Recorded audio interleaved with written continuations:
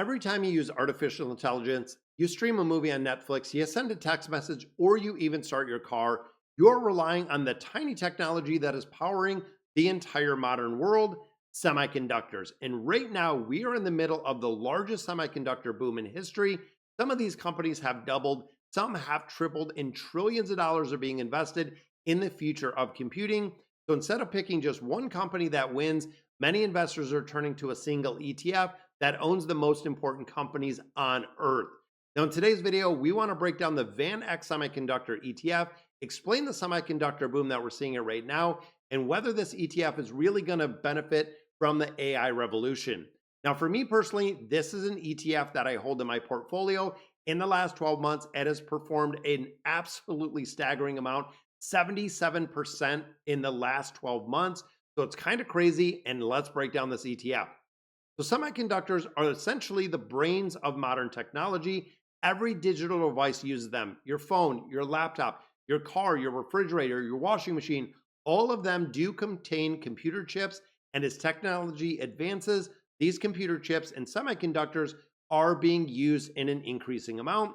And example, when we look at modern vehicles, they're using thousands of chips in a vehicle. Electronic vehicles even require more, but the real explosion that we're seeing in here is coming from AI, cloud computing, and those data centers. AI systems require massive computing power. Training those large AI models require thousands of advanced processors that work together in these giant data centers. Those processors are built, of course, by advanced semiconductor technology, and the surge in computer demand worldwide is one of the main reasons why the semiconductor industry is just absolutely exploding. Now, in addition to that, artificial intelligence has triggered a global race to build faster, more powerful computing systems. Companies like Microsoft, Amazon, even looking at Alphabet, are spending tens of billions of dollars in AI infrastructure. But the interesting part is a lot of people are investing in those companies like NVIDIA, and the companies that are making the chips might be the real winner. Looking at a single data center, they can literally use tens of thousands of GPUs. Many of those companies that are providing those, like NVIDIA, is one of the most valuable companies in the world due to the demand and the continued demand for artificial intelligence. But when we start thinking about semiconductors, they are actually calling them the picks and shovels of the AI gold rush. During the gold rush in the 1800s, the people selling equipment more consistently and more constantly made more money than the people actually mining the gold, which is kind of crazy. Now, you might be wondering, if semiconductors are important, why not just invest one company? Why not just go out there and build NVIDIA or buy another chip stock? The answer is, when you look at the semiconductor industry, it can be very competitive. It can also be very cyclical in nature.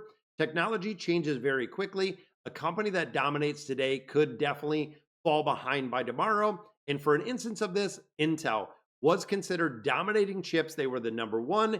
As the industry advanced and as it evolved, new competition came out there and began taking their market share. That is why so many investors, including myself, only invest in ETFs in the entirety. It allows you to own multiple semiconductor companies instead of betting just one. And that's why the super popular ETF, the SMH, the VanEck Semiconductor Fund, is the one that I actually own. So the SMH is designed to track some of the largest and most influential semiconductor companies in the world. Instead of choosing one single company and one single winner, this ETF gives you exposure to the entire semiconductor ecosystem. That is very important to note, because when you look at the companies that are in here, it includes companies that design chips, manufacture chips, even building the machines that create the chips themselves. Some of the largest holding in here, of course, are going to be NVIDIA, the Taiwan Semiconductor Manufacturing Company. We have Broadcom, we have AMD, we have ASML. All of these companies play a very different role in the global production of semiconductors. Together, they are transforming modern computing, and they will continue to do just that. Now, one of the most interesting aspects of the semiconductor industry is how difficult it is for new competitors to enter. The barriers to entry within this market are enormous. Building an advanced semiconductor manufacturing facility costs about $20 billion. That is a pretty price tag for entry. Developing the equipment needed to manufacture cutting edge chips will take decades of research. For example, the machines to use manufacturing by ASML, some of the most complex machines that the world has ever seen. Because of the barriers, the companies that are running it and the companies that are dominating have a very, very strong competitive advantage because it's not going to be changing, because it is an industry that is so incredibly expensive to get in. Now, of course, even though semiconductors are very important, the industry and ETFs in general do come with some risks. Semiconductors historically are very cyclical based on demand. When demand for electronics is slowing down, chip inventory or having things with the supply chain can build up very quickly. When this happens, the semiconductor stocks can fall very sharply because they are pretty volatile. Also, the geopolitical risk, if we start a war overseas, possibly could affect something like this. And a significant portion of the world's most advanced chips are manufactured by Taiwan Semiconductor Manufacturing, which is in, of course, Taiwan. But some of the semiconductors really global technology and they deal with national security. They have become the major focus of international politics overall. So, guys, when we start thinking about this, take a step back, look at it at a big picture. Semiconductors are going to be the infrastructure of the digital world, period. They are in everything we do: artificial intelligence, cloud computing, autonomous vehicles, robots, smart cities, even looking at smart homes, getting down to even staring around here like my camera, my computer. Everything of that nature is going to take semiconductors and does require semiconductors. And all of these technologies that we're seeing today rely on, and of course, have increasingly powerful chips in them. That is why right now the semiconductor industry has become one of the most important sectors within the global economy.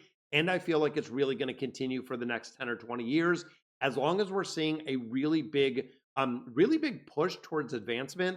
And of course, I don't see that going anywhere with computers, with smartphones, with technology. They are embedded in our life, and the demand for that is not going to go away. As we continue to populate the world and have more people are going to create a higher demand.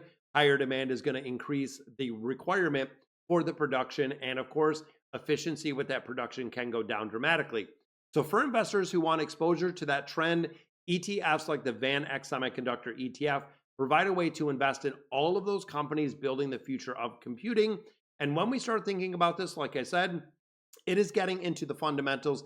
It is really getting into the ground floor when it comes to building this. Some of the companies that we have in here are just absolutely massive. When you look at Broadcom, when you look at AMD, when you start looking at ASML, even looking at NVIDIA, they are massive companies that dominate the space, and they dominate this space with a very, very specific reason.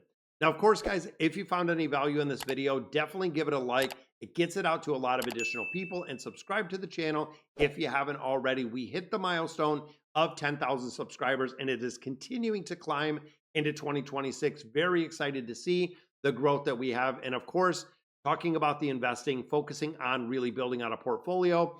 This again is one of those ETFs that I do carry in my personal portfolio at a 5% as a satellite out there for something that is really, really strongly focused in growth. So guys, that's going to do it for today's video. Let me know in the comments what you guys think, and I'll catch you in the next one.